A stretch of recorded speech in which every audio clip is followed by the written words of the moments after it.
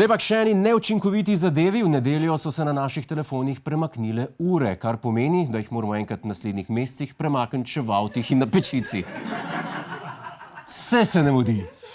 Je pa to praksa, ki se bo v Evropski uniji končala z letom 2021, ko bodo države članice morale sprejeti pomembno odločitev. Države članice se bodo same na to odločile za zimski ali poletni čas, kar bo za vse, kaj šele sosednje države z dvema različnima časovnima režimoma povzročilo nemalo praktičnih težav.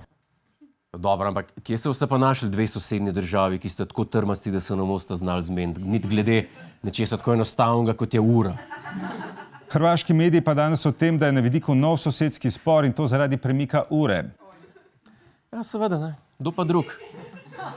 Težava nastala, ker Slovencem bolj ustreza zimski cajt, ker smo zimski narod, Hrvatom pa poletni, ker so pač narod, ki rad kontrira Slovencem.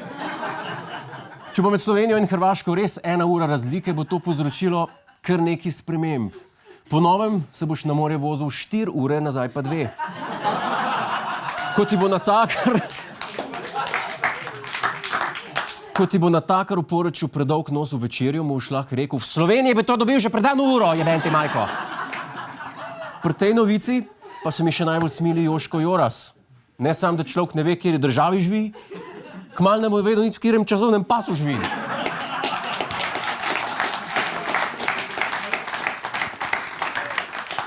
Zdaj pa še opozorilo za vse Slovence, ki na Hrvaškem preživljate le svoj dopust. Po pivo in čevape odslej namreč ne boste hodili več v Konzum, kajti največja hrvaška trgovska veriga je drastično spremenila svoje ime.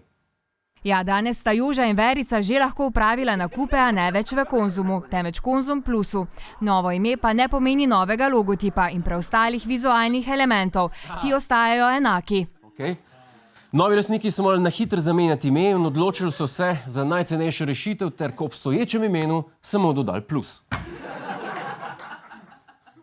V podobnem slogu se bodo tudi njihove tehnične prodajalne preimenovale v #Konzum. Trgovine, katerih usoda pa še ni znana, pa v Konzum. Novico je pokomentiral tudi bivši lastnik Ivica Todorić ter hkrati izdal, s čim se trenutno ukvarja. Družba, ki sem jo ustanovil, izginja in zato krivim premierja Plenkovića, pa se je prek vloga oglasil Ivica Todorić. Prav ste slišali, Ivica Todorić je postal vloger.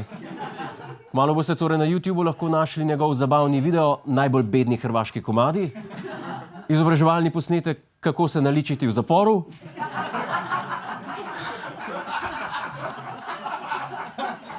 in spletni izziv Najdi moje skrito bogatstvo.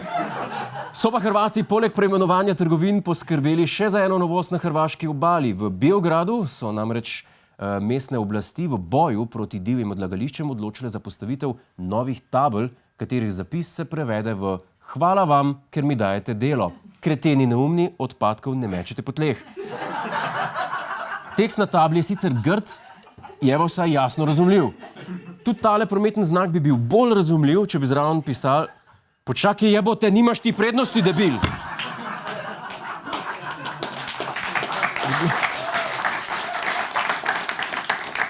Na hrvaški obali so si torej privoščili takšne table, kakšno je stanje pa pri nas, pa sprašujem našega dopisnika Jana Krojcarja.